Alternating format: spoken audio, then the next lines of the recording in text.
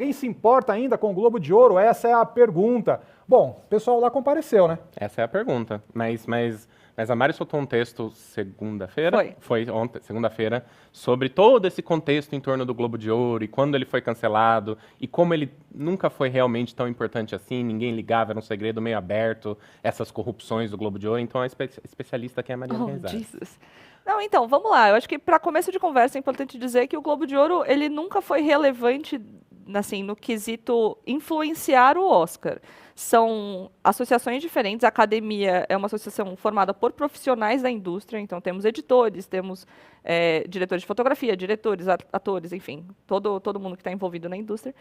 E a associação que faz o Globo de Ouro é uma associação de jornalistas estrangeiros. Esses jornalistas representam veículos grandes? Nem sempre. O histórico de aceitação até, enfim, como que é? 80ª edição?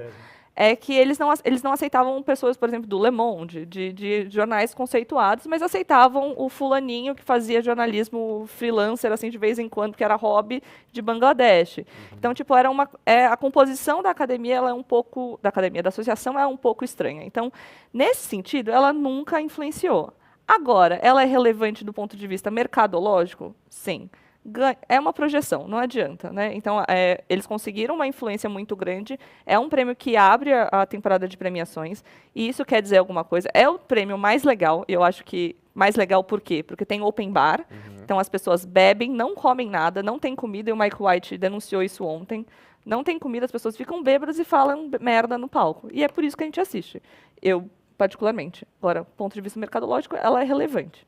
Tradicionalmente aquilo, né? No Oscar, as pessoas saem do intervalo, vão até o bar e tal, aí fica a cadeira vazia na volta, enfim, deve ter fila, caótico, entendeu? Se ninguém gosta de balada que só tem fila. Lá no Globo de Ouro, você fica sentado lá, e é uma mesa, e aí você tá junto com seus amigos, aí tá passando esbarra na cadeira, que nem a Lady Gaga esbarrando no DiCaprio, entendeu? É muito mais legal enquanto evento social, assim. Sim. Tipo, agora o mérito artístico das coisas, dá pra gente questionar o mérito artístico também do Oscar, entendeu? Então eu acho que nesse ponto aí tem uma equivalência, mas o Globo de Ouro é muito mais divertido de assistir. Eu acho que é aquela coisa o que é diferente entre a academia e a associação de jornalistas estrangeiros de Hollywood, whatever, que faz o Globo de Ouro, é que, tipo, os critérios, entendeu?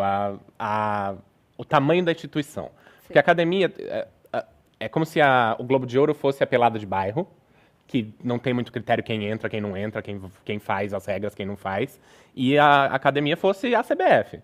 CBF não tem problemas? Tem muitos problemas. Eu amei o quão boleiro você foi nesse momento. A Copa ainda habita Caio. Pois é, acontece. Que lindo, eu achei emocionante. O ano da Copa ainda ficou em mim. A CBF não tem problemas? Claro que a CBF tem problemas. Eles tem casos de corrupção, tem isso, tem aquilo, mas ela é uma instituição gigantesca que tem certas barreiras ali para tentar projetar alguma legitimidade. Que é o que o Oscar faz. Eu acho que a lista da associação é muito parecida com as listas que a gente faz de final de ano. Assim. Tipo, ela poderia muito funcionar como um Critics' Choice, de ser uma instituição um pouco mais séria, reunindo críticos e tal. Só que, no fundo, ela é uma grande farofa. Ela é uma associação que não se leva a sério e que, historicamente, não foi levada a sério. Então, tipo, a gente fala... O motivo para ela ser cancelado, né, é até importante contextualizar isso, ano passado não passou o Globo de Ouro na TV americana, consequentemente não passou aqui, e esse ano continuou não passando. Mas o evento foi televisionado nos Estados Unidos, porque, em teoria, a associação se reorganizou. Ela reviu algumas... Ela fez autocrítica e se reorganizou. Ela saiu um tempo, se afastou um tempo, pensou nos erros, entendeu? Se arrependeu, e ela falou assim, eu vou fazer diferente. E do que ela se arrependeu exatamente? Foi uma reportagem do Los Angeles Times, de fevereiro, logo depois da edição do ano passado. Ano retrasado. De 2020. Isso, retrasado. Obrigada, a gente está em 2023. 2021, perdão. Isso, ano retrasado. Desculpa. Revelou duas coisas muito importantes. Uma é que era uma associação, não tinha nenhum membro negro, mulher, homem, pessoa não binária, não tinha, não existia. E que eram muito comuns práticas... digamos, de compra de voto, ou seja, o caso de Emily Paris foi o caso que ficou mais conhecido, porque Emily Paris foi indicada à categoria de roteiro em vez de I May Destroy You, por exemplo, porque algum dos membros receberam uma viagem de luxo para Paris. Então, assim, molha aqui uma mão, o prêmio vem, a indicação vem. Só que o que eu acho mais importante dizer é que isso não é de hoje. E se o Rick Gervais, das 5 vezes que ele apresentou esse prêmio, ele zoou a associação, é porque é uma piada conhecida. Então, é uma coisa que vem dos anos 60, né, quando descobriram lá que eles não eram muito transparentes com o público sobre o critério que eles usavam para escolher. A NBC falou, não vou transmitir. Eles não são transparentes nem no critério de quem faz parte e quem é Exato. aceito na associação. Exato. Então, o que eles fizeram no ano passado para tentar se redimir, eram 80 pessoas que fazem parte, essa panela super exclusiva, e eles aumentaram, acrescentaram mais 100 membros de jornalistas, então eles mais que dobraram o número de votantes. Ao mesmo tempo em que a Academia do Oscar também, depois do rebote lá do Oscar So White, eles aumentaram muito o número de votantes. Então é meio que assim, ó, a gente está fazendo a nossa parte, vocês precisam fazer a parte de vocês também, para mais ou menos que tornar isso aqui um pouco mais democrático e fazer desse jogo aqui parecer um pouco mais inclusivo. Então, assim, tipo, teve o caso do Emily em Paris, mas eu acho que se você tem 80 votantes escolhendo coisas, cara, você está aberto a ter gostos muito mais díspares. Se você tem 3 mil votantes ou 5 mil votantes, você vai ter uma normalização do gosto muito maior. Então, tipo, as coisas que são unânimes ou que são, enfim, que todo mundo gosta, isso ganha mais espaço num prêmio como o Oscar. No Globo de Ouro, se você tem 80 votantes, cara, isso abre muito espaço para você ter coisas estranhas como Emily em Paris. Lógico, tem toda a questão da compra de votos, mas no Oscar também existe todo um lance. Olha, as campanhas, existem regras de coibir excessos de campanha. Em 2019, o Oscar fez uma revisão das suas regras.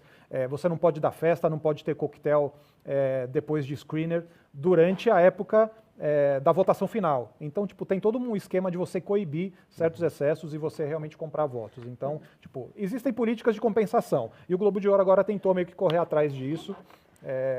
E afinal de contas é a 80ª edição, então, poxa, é meio que, olha, vamos dar aqui uma chance para vocês e tal, porque é um ano importante, afinal de contas são 80 anos, não é um prêmio qualquer, então eu acho que rolou um pouco por aí e todo mundo assumiu que, sei lá, vamos ver, né, acho que vale a pena. E essa coibição que o Oscar começou a fazer agora veio também, acho que é importante botar num contexto, veio também depois de décadas em que as campanhas eram muito mais agressivas, inclusive o Weinstein era conhecido por causa disso, de vender muito os filmes que ninguém tinha ouvido falar antes dele comprar e ir lá fazer 1 milhão de eventos para academia, e daí isso convertia em bilheteria, era por isso que ele fazia. Então teve o caso de Shakespeare Apaixonado, A Vida é Bela, todos esses dos anos 90, que ele pegou, adotou e falou, não, vocês vão votar nesse aqui sim, porque eu vou dar 500 milhões de eventos e presentinhos e coquetéis e é isso, e vai ganhar o Oscar sim. E ele meio que mandava ali, e daí houve essa coibição. Então eu acho que para se adicionarem regras ao jogo, sempre tem que ter alguma polêmica ali, sempre tem que ter alguma... Eu acho que esse é o ponto. Têm que sempre ter algo a perder. Eu acho que todas as mudanças, elas partem do constrangimento. Tanto que o Gerard Carmichael, que é quem apresentou a premiação esse ano, ele começa constrangendo a associação, falando justamente que ele, para quem não sabe, é um comediante negro, é um dos comediantes em ascensão, assim, hoje em dia. Ele, se você não viu Rothaniel na HBO Max, por favor, veja, é um ótimo especial de comédia. Ele começa o monólogo dele falando assim, eu estou aqui porque eu sou negro. E aí ele conta absolutamente todo o processo dele de decisão, e ele é muito aberto. Tipo, eu estou aqui hoje sabendo, assim, para minha cabeça, grande chance deles não terem mudado nada. Eu realmente não me importo, estou pelo dinheiro e estou pela festa.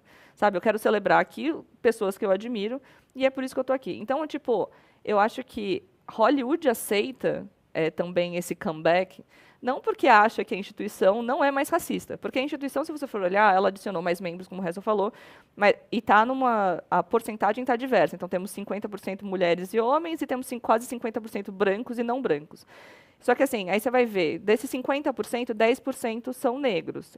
O que isso significa numericamente? 6 pessoas. Então, a gente tem 6 pessoas negras numa instituição que foi acusada de racismo, e que imageticamente quer parecer como fala?